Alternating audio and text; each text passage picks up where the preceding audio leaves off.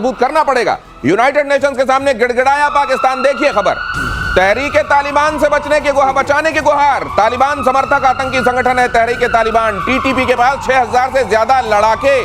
ये सबसे चोर दुनिया का जो है वो कह रहा है मेरे घर को चोरी से बचाओ।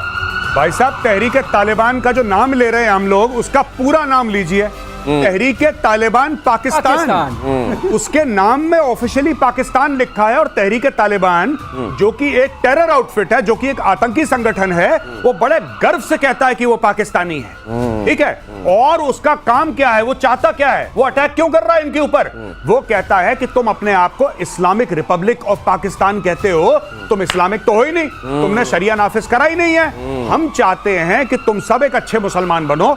और ये जो अटैक हो रहे हैं, ये पाकिस्तानियों को तहरीके तालिबान पाकिस्तान का अच्छे मुसलमान बनाने का एक प्रोसेस है। और उनको लग रहा है डर, क्या कि कहता है यार दर्द बड़ा होता है इस प्रोसेस में, अच्छा बनने का। कह रहा नहीं नहीं।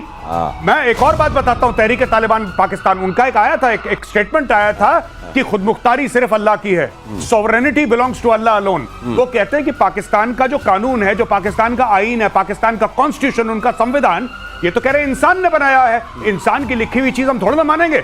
हमारे पास तो अल्लाह की दी हुई किताब है, हम उसको मानेंगे। That should be the constitution of Pakistan. ये लड़ाई है इनकी। मुझको लगता वो कह रहे हैं कि अपने नाम के आगे से इस्लामिक हटाओ, तुम अपने नाम से इस्लामिक हटाओ, क्योंकि तुम इस्लामिक हो ही नहीं। ये कह रहा है टीटीपी उनको। तो मुझे ये लगता है कि ये ज्यादा शरीफ लोग हैं, कम से कम नाम के पीछे पाकिस्तान लगा के अपनी सही आइडेंटिटी तो बता रहे हैं। तहरीके तालिबान पाकिस्तान चाहे कुछ भी हो, आतंकी संगठन हो, they have far more character than the Pakistan army, far more character. Jamaat ud Dawa, जैसे मोहम्मद, यहाँ पे पता नहीं टीएफआर और न जाने किन किन नामों से ऑपरेट करने वाले ये जो छदमी हैं, उनके इन फर्जियों के मुकाबले कम से कम इस मामले में वो खरा है। खुल के हम ये हैं। पाकिस्तान में स्थापना हुई थी इनकी। अच्छा, ये कैसा लग रहा है आपको कि आतंकवाद से, जैसा अभी आपने मेंशन किया कि आतंकवाद से लड़ने के लिए इनको भाई साहब को देख रहे हैं, इनके हाथ में कमान यूएनएससी में, और ये कह रहे हैं हमको तहरीके तालिबान से बचाओ। ये कैसा लग रहा है आपको? अच्छा लग रहा है, तरीके से अच्छा लग रहा है। अच्छा इसलिए लग रहा है कि जो चूरन ये दुनिया को देते हैं वो चाटना इनको पड़ रहा है। चूरन इन्होंने अपने ही घर में बनाया था, ये चूरन इन्हीं घर में बना था। अगली खबर देखिए, भारत के राफेल से चीन में दहशत। फ्रांस से खोली चीन की पोल, राफेल को बदनाम करने की रची थी साजिश।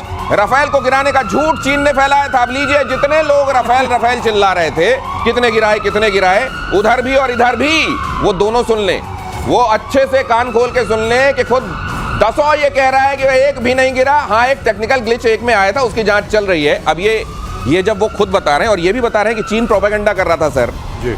ये फाइटर जेट वाली बात, उससे आगे बियॉन्ड क्या है सर, हमारे दर्शकों को बताइए। उसके बियॉन्ड बात यह है कि जो हमने कल दिखाया था, आपके शो में दिखाया था ना, कि हमने स्पूफ किया, उनकी मिसाइल आई, कुछ हो नहीं पाया, उनका सब कुछ फेल कर गया है। अगर इनका फेल करेगा तो हमारा माल जो फेल कर रहा है, तो व्यापार, वही जो आजकल आप सुनते हैं ना, आचार के बाद से पहले व्यापार, तो व्यापार में दिमाग में आया। सारे चाइनीज, चाहे एयरक्राफ्ट हो, चाहे रेडार सिस्टम हो, चाहे मिसाइल्स हो, चाहे एयर टू एयर मिसाइल, सबका दाम गिर गया। मेजर साहब, और वो लोग जो यहाँ पूछ रहे थे, एक चीज, आप सिंदूर ने इनके सिंदूर को मिटा दिया। इनका तो मिट गया, लेकिन इधर भी कई थे जो छाती पीट रहे थे। बताओ राफेल का बताओ, उनके बारे में भी थोड़ा बता दीजिए। नहीं साहब, ये तो ऐसे लोग करेंगे, कुछ तो लोग कहेंगे, लोगों का काम है कहना, और उनको सीधी बात है। क्या विपक्ष में रहना हमेशा के लिए, या विपक्ष में भी रहेंगे कि नहीं? अगली खबर देखिए, ईरान पहुंचा चीन का कबाड़ HQ-9। चीनी एयर डिफेंस सिस्टम HQ-9 तेल के बदले ईरान ने, सोचिए, पैसे नहीं दिए, तेल। भाई साहब, जैसे वो गेहूं, आप याद है पुराना वाला, कपड़े ले लो गेहूं दे दो टाइप से। इन्होंने कहा हमारे पास तेल है, तेल ले लो, लेकिन HQ-9 दे दो। उन्होंने कहा कौन सा, वो पाकिस्तान में जो इंडिया ने ऑपरेशन सिंदूर में जिसका चूरन बनाया था, हाँ वही दे दो, दिखाने के लिए कुछ तो रहेगा। तेल के बदले ईरान ने खरीदा HQ-9, ऑपरेशन सिंदूर में फेल साबित हुआ था। ये फिर भी क्यों खरीदा? उधर इजिप्ट का समझ में नहीं आ रहा है मुझको, एक इनका भी समझ में नहीं आ रहा है। देखिए साहब, इनके पास था नहीं कुछ, इनके पास था नहीं कुछ। और क्यों इन्होंने HQ-9 मांगा है? इसलिए मांगा है, और ये सर 25 बार बता चुके हैं इस शो में, कि वहां पे इजरायली एयरफोर्स तेहरान के ऊपर रिफ्यूलिंग कर रही थी। ऐसे घूम रही थी जैसे कंपनी बाग में टहलता है कोई, क्योंकि नीचे कोई पूछने वाला था ही नहीं। अब इनको ये लगा कि साहब जल्दी जल्दी कुछ तो लो। अच्छा, इनको देगा कौन, आप ये बताओ? इनको अमेरिका तो इक्विपमेंट देगा नहीं, इनको इजराइल तो देगा नहीं, देगा कौन? China, right. अच्छा, तेल के एवज में रशिया से ले नहीं सकते, क्योंकि रशिया के पास इनसे ज्यादा तेल है, तो किसको? रशिया के पास खुद तेल है। तो ये बात मेजर साहब, लेकिन एक बात बताइए आप मेरे को पीट के चले जाएं, मेरे पास बंदूक नहीं है, तो मैं फिर भी दुनिया के सामने कह दूंगा कि मेरे पास देखो बंदूक नहीं थी, वो तो सशस्त्र आए थे जी। लेकिन अब मैं खिलौने की लेके चला जाऊं फिर मेरे को पीटे तो हालत और खराब होगी ना कि इस बार तो बंदूक थी। दिनेश, हाँ। इसमें एक और खास बात है, इसे सुनोगे तो और ताज्जुब पड़े, हाँ। इसमें भी एक्सपोर्ट वेरिएंट है ये एक्सपोर्ट भी है तो एक्सपोर्ट वेरिएंट है। हाँ, तो ये फिर खिलौने वाला ये क्यों ले रहे हैं ये? और इसके ऊपर तो वो जाके इसको तांडव करेंगे ये चलिए ले लीजिए, कम से कम कुछ होना चाहिए दिखाने के लिए। ईरान इजराइल जंग को लेकर अब बहुत बड़ा खुलासा इस वक्त का देखिए। खामेनेई नहीं, पेजेश्कियान थे मोसाद के टारगेट पर। ईरानी राष्ट्रपति मसूद पेजेश्कियान ने खुद किया खुलासा। मसूद पेजेश्कियान ने कहा है हम बातचीत के लिए तैयार, लेकिन अमेरिका पर भरोसा कैसे? अब खुद पेजेश्कियान बता रहे नहीं, टारगेट ऐसा खामेनेई नहीं थे, टारगेट तो अब इसमें भी तो बड़ा बनता है ना आदमी कि टारगेट कौन था। टारगेट वो थे तो वो बड़े हैं, टारगेट अगर ये थे तो ये बड़े हैं। मुझको वहां ये लड़ाई भी शुरू हो गई क्या? बिल्कुल बिल्कुल। अच्छा देखिए ना, बात यह है कि आइडियोलॉजिकल और सुप्रीम लीडर कौन है ईरान का, वो तो खामेनेई है। पेजेश्कियान तो आएगा, इसके बाद कोई और जाएगा, ये सब चलता रहेगा, ठीक है। और इसने बट एक बात है सबकी, चाहे वो दुश्मन हो चाहे वो दोस्त हो, चाहे वो कैसे, सब यही पूछ रहे हैं यार अमेरिका पे भरोसा कैसे करें। देखना अब ये भी यही करा, आप देख रहे हो ना, ये भी यही करा, ईरान भी यही कह रहा है अमेरिका पे भरोसा कैसे करें, भारत भी दबे लफ्जों में भारत भी कह रहा है यार इन पे कैसे भरोसा करें। कह रहे हैं हम अभी नहीं कह रहे, लेकिन हम इम्प्लाई कर रहे हैं, हम इम्प्लाई कर रहे हैं कि यार इनके ये अमेरिका, ये ट्रंप कल सवेरे बोल देगा, आपने ट्रंप को पैसा दे दिया, आपने बोला हमें F-35 दे दो, हमें 5 स्क्वाड्रन चाहिए, ये पैसा लेके बोलेगा कौन से पैसे मुझे तो याद नहीं, सही बात बोल सकता है। बिल्कुल, अमेरिका ने रोक दिया था इजराइल का हथियार पैसे लेने के बाद, इसलिए मैं कह रहा हूं। अच्छा, ऐसे लोग बड़े खतरनाक होते हैं जी। ये कोर्ट में जाने के बाद ये साबित कर देते हैं कि साहब हम तो पागल थे, इनको ऊपर कोई आरोप भी आयद नहीं होता। ये अगर किसी का मर्डर भी कर दें इस तरह के लोग जो अनप्रेडिक्टेबल होते हैं तो कहा जाता है अच्छा इनको कोई मानसिक विकार है, चलिए जाने दीजिए, तो है ही ऐसे, इनके दिमाग में खराबी है, खप्त है, फिर क्या कीजिएगा। अगली खबर देखिए, ईरान में ट्रंप नेतन्याहू के खिलाफ फतवा, 2 कट्टरपंथी मौलवियों ने जारी किया। यह बड़ी मजेदार खबर है, ध्यान से देखिएगा। जारी किया फतवा, दोनों नेताओं के कत्ल करने पर इनाम का ऐलान। फतवे में दोनों को बताया इस्लाम का दुश्मन। चंदे के जरिए अब तक 17 करोड़ से ज्यादा की उगाही। खामेनेई के करीबी हैं फतवा जारी करने वाले, क्राउड फंडिंग से खामेनेई। अब ये देखिए, अब मुझको लग रहा है जब जमा हो जाएगा तो कहीं रातों रात ये पता न चले कि गायब है वो जिन्होंने जमा कराया था। मैं बता रहा हूं आपको, ये इतनी बड़ी कॉमेडी है, मुझे तो हंसी आ रही है। जस्ट इमेजिन, आप कह रहे हैं कि नेतन्याहू और ट्रंप को मार दो, और आप कह रहे हैं कि मारने से पहले सबसे पहले चंदा इकट्ठा करो, क्योंकि चंदा जरूरी है, क्योंकि आप किसी ना किसी को तो पैसा देंगे। अच्छा, जो मुल्क HQ9 नहीं खरीद पा रहा, जिसके लिए तेल दे रहा है, अब मैं तो कह रहा हूं कि आप चंदा क्यों इकट्ठा कर रहे हैं, आप तेल दे दो, आप तेल दे दो, बोलो कि हम तुम्हें तेल दे देंगे, तुम मारने की कोशिश करो। ये अजीबोगरीब मामला है कि वहां पे मौलवी फतवा जारी कर रहे हैं कि नेतन्याहू को मार दो, इसको मार दो, उसको मार दो। अरे तुम्हारी फौज किसके लिए है, तुम्हारी फौज किसके लिए है, तुम्हारी इंटेलिजेंस एजेंसीज किसके लिए हैं? ये मस्जिद से इकट्ठा कर रहे हैं पैसा, ये कह रहे हैं 17 करोड़ रुपए इकट्ठा कर लिया हमने। ये दिनेश का जो शक है गौरव वही है, इकट्ठा करो रातों रात चंपत। मौलवी साहब का क्या पता, नाम तो आया नहीं है, खामेनेई के पता नहीं कौन सा मौलवी था, कहां चला गया। तो ये वाला हर मुद्दे पे पैसा इकट्ठा, बिल्कुल यही पाकिस्तानी चीफ जस्टिस ने करा था, साकिब निसार ने बोला कि पाकिस्तान को डैम चाहिए, तो गरीब पाकिस्तान, तू 5 रुपए दे, तू 10 रुपए दे, तू 20 रुपए, 50, 100 करोड़ों रुपए इकट्ठा होगा। साकिब निसार चंपत अमेरिका गायब। उन्होंने पाकिस्तानियों ने पूछा डैम कहां है, कहता वल्ला हबीबी कौन सी डैम की बात करती तुम, यहाँ पे कोई डैम नहीं है। फिर बोला मैंने तो अखबार में ऐड दे दी, उसमें पैसा खर्च हो गया, वो गायब हो गया पैसे लेके। Chief justice of Pakistan Saqib Nisar. क्या आपके भी मेरे जैसे पेट में बल पड़ रहे हैं? अगली खबर देखिए, भारतीय सेना की और बढ़ेगी ताकत। DRDO की माउंटेड गन सिस्टम वाली जो पूरी इक्विपमेंट है उसका ट्रायल जारी। देसी हथियार की बेहद सटीक मारक क्षमता, ये देखिए, ये भारत आत्मनिर्भरता की तरफ, और इस तरीके का एग्रेसिव भारत आपने कभी नहीं देखा होगा। आत्मरक्षा को लेके आत्मनिर्भरता, और इतनी आक्रामक आत्मनिर्भरता ये पहले कभी नहीं देखी गई। सर इसका महत्व बताइए आप तो। देखिए, ये मीडियमाइजेशन चल रहा है आर्टिलरी का भारत में, और बड़े एग्रेसिवली चल रहा है, और बोल रहे हैं कि 10 साल के अंदर पूरा मीडियमाइजेशन हो जाएगा, यानी कि 155 mm का जो कैलिबर है, मैं लोगों को आसान शब्दों में जैसे सर कहते हैं सरलीकरण ये है कि बोफोर्स का भी वही कैलिबर है 155 mm। अच्छा 155 इंटू XYZ, इसमें भी कम ज्यादा है, लेकिन इसको करवा रहे हैं, और ये सारी की सारी भारत में बन रही हैं। जो लास्ट हमने वेपन लिया था 155 mm का, जो बाहर से लिया था अमेरिका से, दैट वाज कॉल्ड M777। अच्छा, M777 के बाद जितना भी है वो सब भारत में बन रहा है। बोफोर्स भी बाहर का, M777 भी बाहर का, लेकिन अब जो ये है, ये आप देख रहे हैं, everything is made in India, everything is made in India. Dinesh, इसमें बस एक बात जोड़ना चाहूंगा। अगली खबर पे आप टिप्पणी करें तो बड़ा अच्छा लगेगा, वो भी आप जोड़ दीजिएगा इसके साथ हाँ। कि इसकी तुलना में पाकिस्तान के पास क्या है वो देखिए। भारत की तुलना में पाकिस्तान के पास कबाड़ गन, चीन से SH-15 इंपोर्ट करता है पाकिस्तान। ये PCL 181 का निर्यात वाला ध्यान रखिएगा, एक्सपोर्ट संस्करण। एक्सपोर्ट कितनी बढ़िया चीज करता है चाइना, ये आप जानते हैं। ट्रक चेसी की ऑन रोड क्षमता बेहद कम, तो ये इसमें भी इसमें वही बात जो आपने बताई ना, इसमें सस्पेंशन जो है वो बहुत वीक है। तो अगर आप इसको किसी टेरेन पे ले गए, माउंटेनियस टेरेन पे या डेजर्ट में, बैठ गई गाड़ी चलेगा तो जहां खड़ी है वहीं से मारो। अभी ऊपर से जब ये फायर करती है गन, अनस्टेबल है तो फायर करते समय हिल जाएगी, तो सही जगह नहीं पहुंचेगी। और इसका वजन भी ज्यादा है। आपको एक चीज और बता दें, अपने वाले का वजन कम है। कोई भी इस तरह की गन, मैन्यूवरेबिलिटी बढ़ती है उससे, मैन्यूवरेबिलिटी बढ़ती है। Right. आप उसको C-17 में ले आ सकते हैं, ग्लोब मास्टर में, माउंटेनियस रेंज में जाके आप तो डिप्लॉय कर सकते हैं। उससे आपको बहुत बड़ा, और रेंज जो इसकी है वो 42 से लेकर 45 किलोमीटर तक का है, जो कि सीजर सबसे हल्की मानी जाती है, जो फ्रेंच वाली है वो 20 टन से नीचे है। हमारी वाली करीब 30 टन के आसपास। सर जरदारी साहब ने अपना 20% भी तो जुड़वाया होगा खरीदने में। 20% के चक्कर में गन हिल रही है। ये गन हिल रही है और वहां का मुस्तकबिल भी जबरदस्त हिल रहा है, वो आपको मैं रोज बताता ही हूँ। मेजर गौरव आर्य तो बहुत अच्छे से बताते हैं। पाकिस्तान में 27 यूट्यूब चैनल बंद। अगली खबर देखिए जरा। झूठी और भ्रामक जानकारियां देते थे ये पाकिस्तानी चैनल, ये कह के इनको बंद कराया गया है।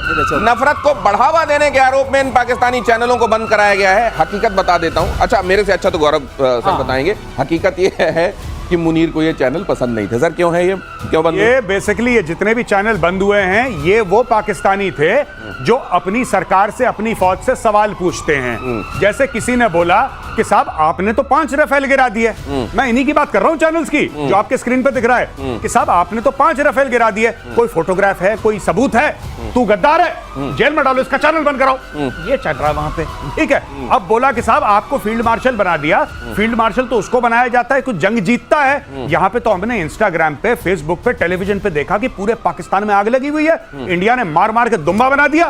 फिर आप फील्ड मार्शल कैसे बने? गद्दार है, जेल में डालो, यूट्यूब चैनल बंद कराओ उसका। ये चल रहा है वहां। ये देखिए, और अगली खबर देखिए। डोनाल्ड ट्रंप ने फिर से फोड़ा टैरिफ बॉम्ब। बांग्लादेश, जापान समेत 14 देशों पर बढ़ेगा टैरिफ। 25 से 40% तक टैरिफ बढ़ाने का ऐलान। बुधवार को ट्रंप ग्लोबल टैरिफ का करेंगे ऐलान। 1 अगस्त से लागू होगा ग्लोबल टैरिफ। तो यहां पर जरा ये ट्रंप साहब का टैरिफ वाला मामला भी देख ले। लेकिन सर बांग्लादेश पे करने से इन अ वे इंडिया को तो फायदा है। मैं बता रहा हूं, मुझे इतनी हंसी आ रही है। ये मोहम्मद यूनुस जो है, ये अमेरिकन डीप स्टेट का ही बच्चा है। ये क्लिंटन फाउंडेशन से पैसा लेके और ये जो बाइडेन के आशीर्वाद से वहां पे कुर्सी पे बैठा विराजमान हो गया। अब सत्ता चेंज हो गई, अब ट्रंप आ गया, अब ट्रंप इसी की जड़ें काट रहा है। अब वो बता रहा, जैसे बोल रहे हैं ना कि अमेरिका पे you can't rely on America, यही बांग्लादेश की भी प्रॉब्लम है। कह रहा है यार 1 साल पहले तो अमेरिका पे पूरा रिलायंस था, ये क्या हुआ जनवरी के? ज़ेलेंस्की भी तो यही कह रहा है। ज़ेलेंस्की भी ये कह रहा है। सब बेचारे एक ही, जिसको कहते हैं ना, एक ही सांप के डसे हुए हैं सबके सब। ये कुल मिला के अमेरिका में ये वाली हालत भी है कि दुकान में सुबह कोई और गल्ले में बैठा होता है, शाम को कोई और गल्ले में बैठा होता है। जब तक आप माल ले जाते हैं आपको पता चलता है अरे ये क्या था, और आप कहते हैं भाई साहब ये क्या दे दिया, बोले वो उसने दिया होगा, मैं नहीं जानता। अगली खबर देखिए। और तेज होने वाली है रशिया और यूक्रेन की जंग। हम यूक्रेन को और हथियार भेजेंगे, कहा ट्रंप ने। यूक्रेन को अपनी रक्षा करने का अधिकार। यूक्रेन ने अमेरिका से ड्रोन डील भी की है। लीजिए लीजिए। एक दिन कहते हैं नहीं दूंगा, अपना रक्षा बजट बढ़ाओ, अपना देखो भाई इसकी क्या मदद करनी है देख लो।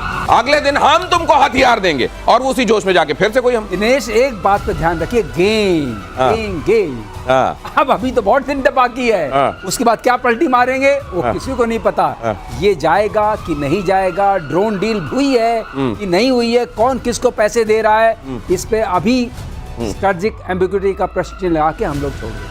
नहीं तो ये क्यों करते हैं? ये ट्रंप एक दिन क्यों इसको कह देते हैं कि मैं दूंगा मदद। नहीं, देखिए बड़ी खूबसूरत सी चीज है। ट्रंप बेसिकली सेल्समैन है, ठीक है, ये सेल्स का आदमी है। ट्रंप कहता है कि देखो अब तुम्हें पुतिन खा जाएगा, तुम्हें अपना डिफेंस बजट बढ़ाना चाहिए क्योंकि मैं तो तुम्हें पैसे दूंगा नहीं। कि ठीक है मालिक, हमने अपना डिफेंस बजट बढ़ा दिया। कितना कर दिया? 2% से 5% कर दिया। अच्छा एक काम करो, वो 5% तुम मुझे दे दो। ठीक है, वो 5% तुम मुझे दे दो। अच्छा ये क्या कर रहा है ड्रोन डील? ये पैसे देगा ना ट्रंप को, ये अमेरिका को पैसे देगा। पहले आपने बोला कि तुम्हें रूस खा जाएगा, खा भी रहा है। इसने पूरे यूरोप का बजट बढ़वाया नेटो के थ्रू, पूरे नेटो का बजट बढ़वा दिया। 32 देश हैं। इसने यूक्रेन का बजट बढ़वा दिया, सबका बजट बढ़वा दिया। फिर बोलता है कि लाओ तो ये घाव भी बनवाएंगे, घाव भी देंगे और फिर मरहम भी बेच देंगे अपना। ये वाला मामला चल रहा है। और रशिया के विदेश मंत्री सर्गेई लैवरोव का अमेरिका पर हमला, क्या कहा है उन्होंने? लैवरोव ने कहा अमेरिकी डॉलर की विश्वसनीयता खत्म हो गई है। रूस ने अमेरिकी सरकार के कर्ज पर चिंता जताई। डॉलर के मुकाबले आप देख लीजिए वहां का कर्ज कितना बढ़ गया है, सॉवरेन डेट कितना बढ़ गया है, उस हिसाब से डॉलर की विश्वसनीयता। और डॉलर को लेकर यह भी कहा जा रहा है कि अगर आपको खुद मुख्तारी कायम करनी है तो डॉलर वाले सिस्टम से बाहर आना होगा। ये ठीक है, बहुत दिनों की सोच है, लेकिन क्या इंप्लीमेंटेबल है, व्यावहारिक है? अभी व्यावहारिक नहीं है, लेकिन इसके ऊपर बहुत ज्यादा प्रश्न चिन्ह खड़े हो गए हैं। क्योंकि डॉलर जो रशिया के थे उसके $600 थे, $600 बिलियन, सॉरी 600 बिलियन डॉलर, वो सारे के सारे कब्जे में कर लिए गए।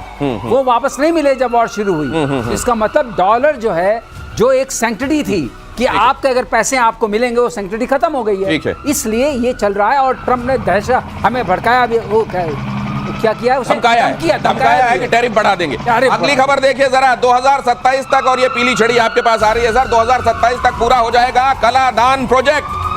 ये प्रोजेक्ट क्या है जरा वो भी देखिए। आइजॉल कोलकाता के बीच में 700 किलोमीटर की दूरी होगी कम।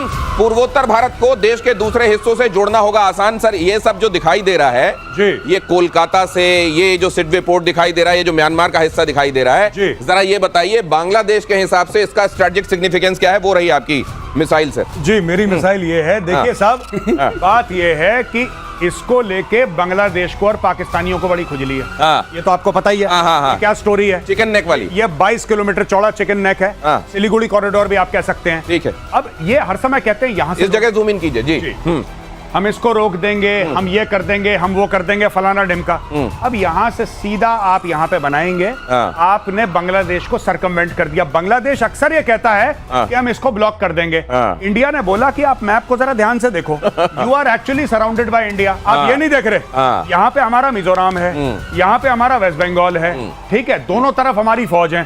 अगर कल इंडियन आर्मी बोलती है कि हमें यहाँ पे बीच में कहीं हेलो बोलना है, कि तुम यहाँ से हिलो, मैं यहाँ से हिलता हूँ, यहाँ पे हाथ मिलाते हैं, बांग्लादेश तोड़ जाएगा। और यही चीज हेमंत बिस्व शर्मा ने बोली थी। हेमंत बिस्व शर्मा साहब ने क्या बोला कि हमारा एक चिकन नेक है, तुम्हारे बेटा 2-2 चिकन नेक हैं। जिस दिन इंडिया अपनी सी पे आ गया और यहाँ पे इस इलाके में इनका नीचे की ओर अगर आप देखेंगे, यहाँ if I can see the map correctly, यहाँ पे अराकान आर्मी ठोक रही है इनको। यहाँ पे नीचे कॉक्सिस बाजार है, एक अराकान आर्मी ठोक रही है इनको। तो they are under great deal of pressure. ये पूरा आपने सरकमवेंट कर दिया। ये वही चीज इंडिया ने करी है जो इंडिया ने। बात चलिए, ये जो सी है ना, इस पे पूरा कब्जा हम लोगों का है। ये जो सी है बंगाल, ये वही वाली बात हो गई। और ये देखिए, ये एक नेक यहाँ भी है। ये चिकन नेक अगर तुम कमजोरी के तौर पर हमारा बता रहे हो तो तुम्हारी कमजोरियां ज्यादा है। और तुम्हारा जो तुम कह रहे हो ना, सामने नहीं जाने दूंगा, आगे नहीं बढ़ने दूंगा, जिस कमरे में तुम खड़े हो वो हमारा कमरा है। कुल मिलाकर ये बताने सर बहुत धन्यवाद। प्रतिशोध में वक्त नहीं है, वरना और बात करने का मन था। आप सबका भी बहुत धन्यवाद प्रतिशोध के साथ जुड़ने के लिए। नमस्कार, जय हिंद।